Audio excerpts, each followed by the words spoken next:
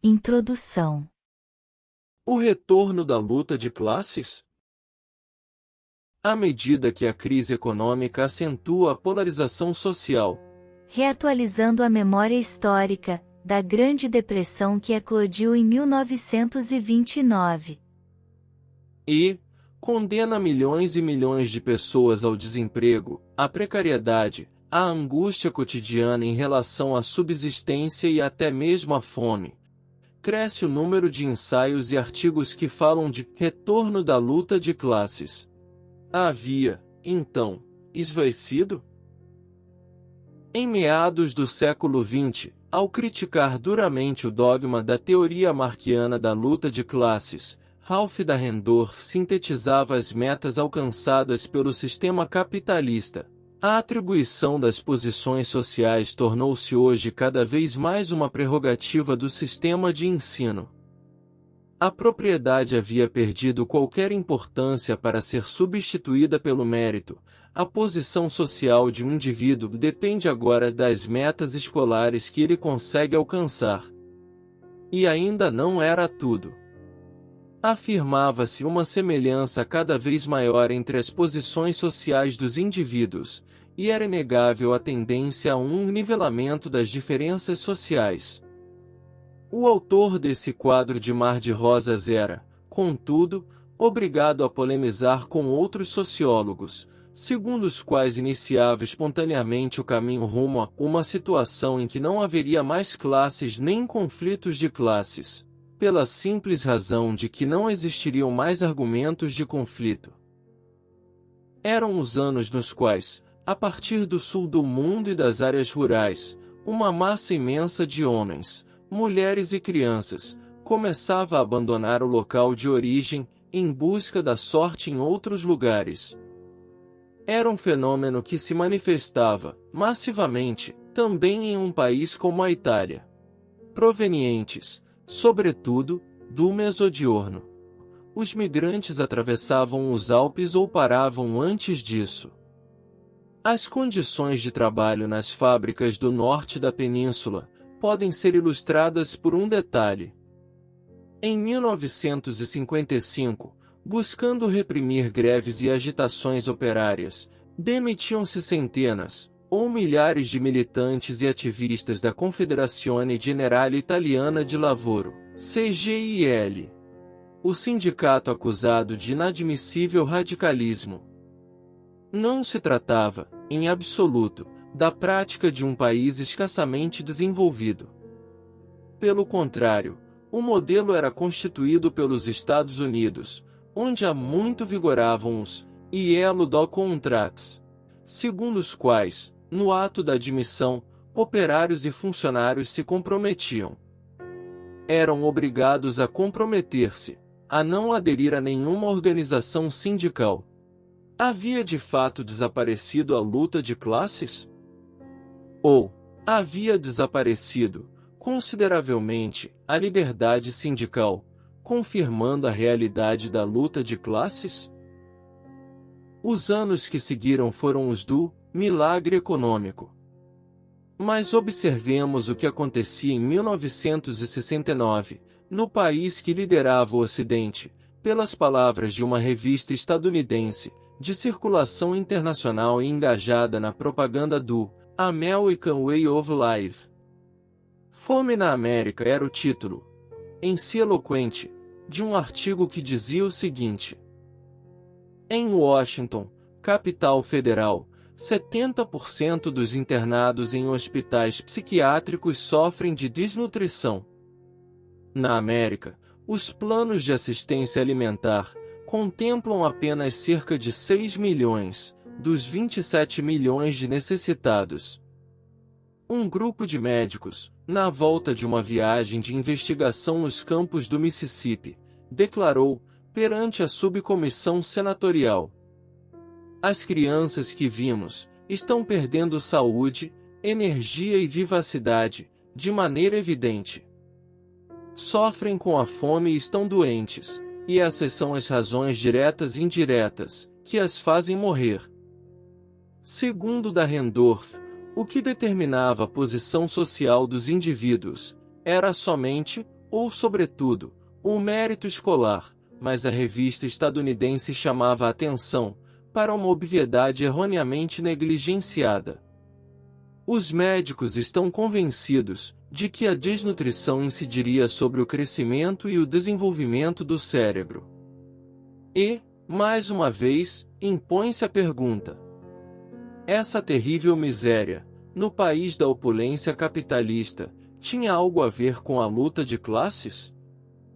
Nos anos seguintes, abandonando as fantasiosas constatações previsões da metade do século XX, Dahrendorf tomava ciência de que, nos Estados Unidos, assistia-se ao aumento da porcentagem dos pobres. Entre parênteses, frequentemente na ativa. A observação mais interessante e inquietante estava em um parêntese pouco vistoso. Nem o emprego constituía uma garantia contra o risco da pobreza. Por longo tempo esquecida, a figura do working poor tornava-se de novo atual, e junto com ela, ressurgiu o espectro da luta de classes que parecia ter sido exorcizado de vez. No entanto, nesse mesmo período, um ilustre filósofo, Jürgen Habermas, reafirmava as posições que o ilustre sociólogo havia abandonado. Sim, para confutar Marx e sua teoria do conflito e da luta de classes, havia uma realidade sob os olhos de todos. A pacificação do conflito de classes, por parte do Estado social, que nos países ocidentais havia se desenvolvido desde 1945, por meio do reformismo fundado sobre as ferramentas da política econômica keynesiana. Salta de imediato aos olhos uma primeira inexatidão. O discurso poderia, no caso, valer para a Europa Ocidental, mas certamente não para os Estados Unidos, onde o Estado social nunca teve grande fortuna, como foi confirmado pelo quadro angustiante então observado. Mas não é esse o ponto essencial. A tese de Habermas caracteriza-se, sobretudo, pela ausência de uma pergunta que deveria ser óbvia. O advento do welfare state foi a consequência inevitável de uma tendência intrínseca do capitalismo, ou foi o resultado de uma mobilização política e social das classes subalternas. Em última análise, de uma luta de classes? Se o filósofo alemão tivesse se colocado essa pergunta, talvez evitasse dar como certa a permanência do Estado social, cuja precariedade e cujo desmonte estão agora sob os olhos de todos. Quem sabe se, nesse meio tempo, Habermas, considerado hoje herdeiro da escola de Frankfurt, foi assaltado por alguma dúvida. No que diz respeito ao Ocidente, o Estado social não toma forma nos Estados Unidos, mas na Europa, onde o movimento sindical e operário é, tradicionalmente, mais enraizado, e toma forma nos anos em que esse movimento se torna mais forte do que nunca, por causa do descrédito que duas guerras mundiais, a Grande Depressão e o fascismo, haviam projetado sobre o capitalismo. Pois bem, tudo isso constitui a refutação ou a confirmação da teoria marxiana da luta de classes. O filósofo alemão indica o ano de 1945 como ponto inicial da construção do Estado social no Ocidente, e do enfraquecimento e do desvanecimento da luta de classes. No ano anterior, ao visitar os Estados Unidos, o sociólogo sueco, Gunnar Myrdal, chegou a uma drástica conclusão. A segregação está se tornando tão completa, que um branco do Sul só enxerga um negro, como servo em situações análogas, formalizadas e padronizadas, próprias das relações entre castas. 2 décadas depois, a relação servo-senhor, existente entre negros e brancos, não havia ainda desaparecido por completo. Nos anos 1960, mais de 400 homens negros do Alabama foram usados como cobaias humanas pelo governo. Doentes de sífilis deixaram de ser assistidos, porque as autoridades queriam estudar os efeitos da doença sobre uma amostragem da população. As décadas entre o fim da Segunda Guerra Mundial e a realizada pacificação do conflito de classe são, ao mesmo tempo, o período histórico que registra a eclosão da Revolução Anticolonial. Os povos da Ásia, da África e da América Latina libertam-se do jugo colonial ou semicolonial, ao passo que nos Estados Unidos se desenvolve a luta dos afro-americanos para pôr fim ao regime de segregação e discriminação racial, que continua a oprimi-los, humilhá-los, relegá-los aos segmentos inferiores do mercado do trabalho, e até mesmo a usá-los como cobaias. Essa gigantesca onda revolucionária, que modifica profundamente a divisão do trabalho em âmbito internacional e não a deixa inalterada, nem mesmo no interior do país guia do Ocidente, tem algo a ver com a luta de classes? Ou, ao contrário, a luta de classes é somente o conflito que contrapõe, em um país singular, proletários e capitalistas, trabalho dependente e grande burguesia? Esta última é, claramente, a opinião de Niall Ferguson, historiador inglês de sucesso hoje. Na grande crise histórica da primeira metade do século XX, a luta de classes, ou melhor, as supostas hostilidades entre proletariado e burguesia, desenvolve um papel bastante modesto, é decisiva, porém, aquela que Hermann Göring, com o olhar voltado, sobretudo, para o choque entre o Terceiro Reich e a União Soviética, define como a Grande Guerra Racial.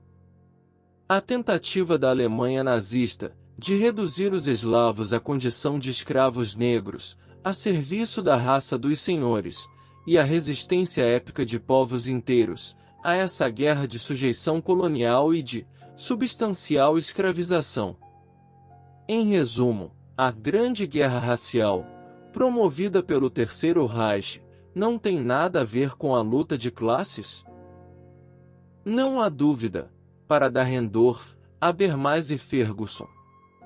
Mas também, como veremos, para eminentes estudiosos de orientação marxista ou pós-marxista. A luta de classes remete, exclusivamente, ao conflito entre proletariado e burguesia e, aliás, a um conflito entre proletariado e burguesia, que se agudizou e do qual as duas partes têm consciência. Mas, é esta a visão de Marx e Engels?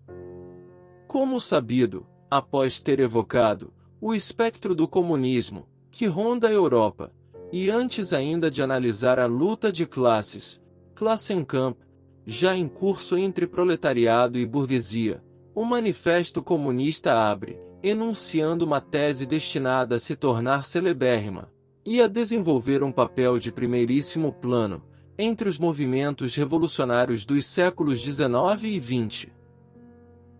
A história de todas as sociedades até hoje existentes é a história das lutas de classes.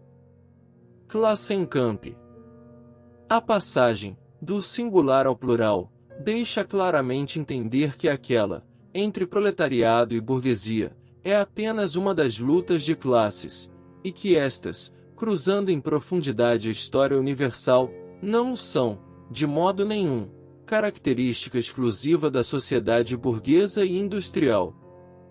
Se ainda persistirem dúvidas, algumas páginas depois, o manifesto reafirma: a história de toda a sociedade, até nossos dias, moveu-se em antagonismos de classes.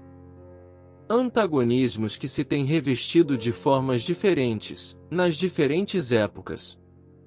Portanto, não são apenas as lutas de classes, a ser declinadas ao plural, mas também as formas que elas assumem nas diversas épocas históricas, nas diferentes sociedades, nas diferentes situações concretas que progressivamente surgem. Quais são as múltiplas lutas de classes, ou seja, as múltiplas configurações da luta de classes? Para responder a essa pergunta, É necessário reconstruir, no plano filológico e lógico, o significado de uma teoria, bem como as mudanças e as oscilações pelas quais ela passou. Mas a história do texto não basta, é preciso fazer referência também à história real. Impõe-se uma dupla leitura de caráter histórico-teórico. É necessário clarificar a teoria da luta de classes, enunciada por Marx e Engels, inserindo-a na história da evolução dos dois filósofos e militantes revolucionários, e de sua ativa participação nas lutas políticas de seu tempo. Por outro lado, é preciso averiguar se essa teoria esclarece a história mundial, rica e atormentada, que se inicia pelo Manifesto Comunista. A primeira releitura, portanto, diz respeito ao tema da luta de classes em Marx e Engels. Entretanto, é legítima uma aproximação tão estreita entre os dois? Esclareço, brevemente, as razões de minha abordagem. No âmbito de uma divisão do trabalho, e de uma distribuição das tarefas pensada e combinada, os dois autores do Manifesto Comunista, e de outras obras de não menor importância, estão em uma relação de constante colaboração e metabolização do pensamento, um do outro. Pelo menos no que diz respeito ao plano mais estreitamente ligado à política e à luta de classes, eles se consideram como membros, ou melhor, como dirigentes de um único partido. Em uma carta a Engels, do dia 8 de outubro de 1858, após levantar um importante problema teórico e político: pode ter lugar na Europa uma revolução anticapitalista, enquanto o capitalismo continua em fase de ascensão, na maior parte do mundo. Marx exclama: eis a questão difícil para nós. Quem é chamado a responder não é um intelectual individual, ainda que genial, mas o grupo dirigente de um partido político em formação. Com efeito, os seguidores desse partido falam de Marx e Engels como de um indissolúvel sodalício intelectual e político, como de um grupo dirigente de partido que pensa e opera a uma só voz. Os adversários são da mesma opinião, a começar por Mikhail Bakunin, que também aproxima, repetidamente, em sua crítica Marx e Engels, ou seja, os senhores Marx e Engels, por vezes, apontando o senhor Engels como o alter ego de Marx. Outros adversários alertam contra camarilha de Marx e Engels, ironizando sobre o senhor Engels, primeiro-ministro de Marx, isto é, sobre Marx e seu primeiro-ministro. A aproximação entre os dois grandes intelectuais e militantes revolucionários é tão estreita que às vezes fala-se de Marx e Engels no singular, como se fossem um único autor e uma única pessoa. Quem notou isso foi Marx, numa carta para Engels, de 1º de agosto de 1856.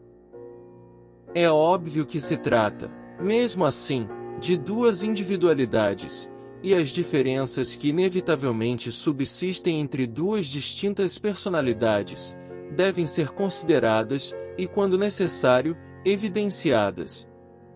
Mas nem por isso é preciso introduzir uma espécie de cisão póstuma em um partido, ou em um grupo dirigente de partido, que soube enfrentar, unido, os inúmeros desafios do tempo. E, então, o que Marx e Engels entendem por luta de classes? Final da introdução.